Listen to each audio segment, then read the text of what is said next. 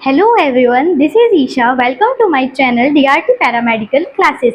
तो आज का हमारा टॉपिक रहेगा रेडिएशन फिजिक्स का सेकंड टॉपिक डिस्कवरी हमने पिछले वाले में कंप्लीट किया था। आज हम करेंगे प्रॉपर्टीज ऑफ एक्सरेज। ओके, तो ये सारी एक्सरे की यूनिवर्सल प्रॉपर्टीज हैं जो आपको लर्न होनी चाहिए और ये एग्जाम में बहुत ज़्यादा पूछते हैं। ये 5 मार्क्स वाले जो क्वेश्चंस होते हैं उसमें ये क्वेश्चन कवर होता है प्रॉपर्टीज ऑफ एक्सरेज, और इनका सिंगल ईच लाइन से सिंगल क्वेश्चंस भी पुटअप हो सकते हैं, आपके वाइवा में हो सकते हैं, अगर आप कोई कंपटीशन एग्जाम्स देते हैं तो उनमें हो सकते हैं। तो आइए चलिए स्टार्ट करते हैं। सबसे पहले एक्सरे शॉर्ट वेवलेंथ वाली इलेक्ट्रोमैग्नेटिक रेडिएशन होती है। कैसी होती है? शॉर्ट वेवलेंथ वाली। कैसी वेवलेंथ वाली? शॉर्ट वेवलेंथ वाली इलेक्ट्रोमैग्नेटिक रेडिएशन होती है। शॉर्ट वेवलेंथ वाली इलेक्ट्रोमैग्नेटिक रेडिएशन होती है। अब सेकंड पॉइंट आपसे कोई पूछता है कि इनकी वेवलेंथ होती कितनी है। भाई शॉर्ट वेवलेंथ तो हमने बोल ही दिया कि शॉर्ट वेवलेंथ वाली होती है, तो शॉर्ट वेवलेंथ कितनी वेवलेंथ होती है? इनकी कितनी वेवलेंथ होती है? 100 एंगस्ट्रॉम टू 10⁻⁻⁴ एंगस्ट्रॉम इनकी वेवलेंथ होती है। लर्न करना है, लर्न करने वाली ही चीजें हैं ये सारी, ठीक है। फिर थर्ड पॉइंट क्या कह रहा है कि इनको ट्रैवल करने के लिए किसी भी मीडियम की नीड नहीं होती है। किसकी? मीडियम की नीड नहीं होती। जैसे कि ये एक्सरेज है, ये कोई मीडियम है, तो इनको किसी मीडियम की नीड नहीं है, ये ट्रैवल करेगी ही, ठीक है।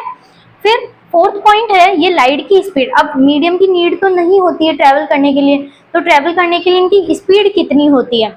इनकी स्पीड कितनी होती है? ये लाइट की स्पीड 3 × 10⁻⁸ मीटर पर सेकेंड से ट्रैवल करती है। कितनी स्पीड से?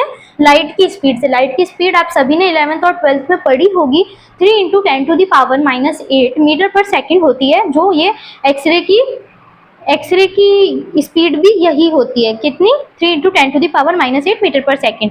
अब ये होती कैसी है? इनका कोई मास होता है, मास लेस होती है, कैसी होती है?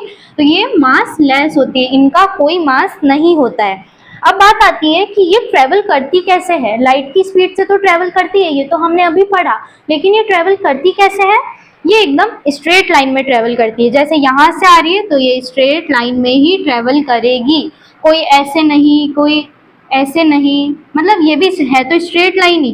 कैसे भी हो सकती है स्ट्रेट लाइन, किसी भी डायरेक्शन में हो सकती है, ऐसे ऐसे ऐसे, बस ये ऐसे ऐसे नहीं होगी, ये चीज गलत है। बाकी ये स्ट्रेट लाइन में ट्रैवल करेगी। स्ट्रेट लाइन किसी भी डायरेक्शन में हो सकती है, इसमें भी हो सकती है, इसमें भी हो सकती है, इधर इधर किधर भी। अगला चलते हैं एक्सरेज की पेनिट्रेटिंग पावर। अब एक्सरेज की पेनिट्रेटिंग पावर कैसे होती है? कल हमने डिस्कवरी में पढ़ा था कि जो इनविजिबल रेस थी एक्सपेरिमेंट में, वो फोटोग्राफिक प्लेट पर ब्लैक ऑब्जेक्ट कवर करने के बाद भी उसको अफेक्ट कर रही थी। तो हमने उससे क्या लाइन बोली थी कि इनकी पेनिट्रेटिंग पावर कैसी है? बहुत ज्यादा हाई है। तो चाहे आप कुछ भी कवर कर दो, पेनिट्रेटिंग पावर हाई रहेगी तो वो उसको क्रॉस कर ही लेगी। तो कैसी होती है इनकी पेनिट्रेटिंग पावर? बहुत ज्यादा होती है। कैसी होती है? बहुत ज्यादा। अगला चलते हैं, एक्सरेज इलेक्ट्रोमैग्नेटिक वेव्स होने के बाद भी कैसी होती है? चार्ज लेस होती है। कल हमने पढ़ा था डिस्कवरी में कि हमने उस पर चार्ज लगाया था, इलेक्ट्रिक फील्ड लगाया था, मैग्नेटिक फील्ड, इलेक्ट्रिक फील्ड, लेकिन उससे फिर भी वो अफेक्ट नहीं हुई। इसका मतलब क्या था? वहां पे चार्ज नहीं थे। तो वही बात यहाँ बोलिए कि इलेक्ट्रोमैग्नेटिक तो होती है, लेकिन कैसी होती है? चार्ज लेस होती है। उसके बाद अगर ये सब्सटेंसेस से पास होती है, जैसे कि ये कोई सब्सटेंस है या कुछ भी सब्सटेंस हो सकता है, पदार्थ जिसे हम कहते हैं, उससे पास होने पर क्या करती है? ये कुछ अमाउंट में हीट एमिट करती है। क्या एमिट करती है? हीट। हीट मीन्स ऊष्मा, ठीक है।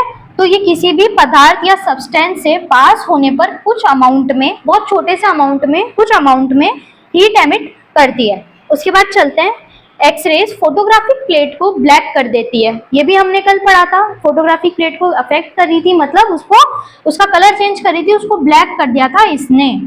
उसके बाद आगे चलते हैं, एक्सरेज ह्यूमन बॉडी में बायोलॉजिकल चेंजेस प्रोड्यूस करती है। सबसे इंपॉर्टेंट थिंग है, जब एक्सरेज हमको लगती है तो बहुत सारे बायोलॉजिकल चेंजेस प्रोड्यूस होते हैं। ये हम आगे रेडिएशन हैजार्ड में पढ़ेंगे कि क्या क्या बायोलॉजिकल चेंजेस होते हैं, इससे हमारी सेल्स डिस्ट्रॉय होती है, बिल्कुल होती है, ठीक है। तो हम इधर यही पढ़ेंगे कि एक्सरेज ह्यूमन बॉडी में बायोलॉजिकल चेंजेस प्रोड्यूस करती है। क्या प्रोड्यूस करती है? Biological changes. एक्सरेज कुछ सब्सटेंस से क्रिया करके उनका कलर चेंज कर देती है। जैसे ये एक्सरेज है, कुछ भी हुआ, जैसे कि हमने यहाँ फोटोग्राफिक प्लेट की बात करी तो उसका कलर चेंज हुआ ना, वो ब्लैक हो गई। तो ये अगर वो किसी भी कुछ ऐसे सब्सटेंस होते हैं जिनसे वो क्रिया करके क्या करती है? उनका कलर चेंज कर देती है।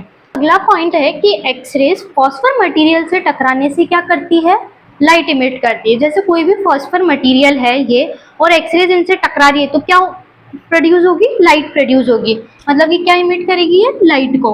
उसके बाद नेक्स्ट है, जब ये किसी पदार्थ से यानी कि किसी सब्सटेंस से पास होती है, जैसे कि हम एग्जांपल मानते हैं ये कोई सब्सटेंस है, इससे एक्सरेज, ये एक्सरेज है और ये पास होने वाली है, तो कुछ अमाउंट में इनका यानी कि एक्सरेज का एब्जॉर्प्शन होता है। अब भाई यहाँ से ये पास होगी तो इसमें से होते हुए ये नीचे आएगी वापस, तो इसमें कुछ इसका क्या हो जाएगा, एब्जॉर्प्शन हो जाएगा। अब ये एब्जॉर्प्शन किस बेसिस पे होएगा, ये जो सब्सटेंस है ना इसके एटॉमिक नंबर के बेसिस पर।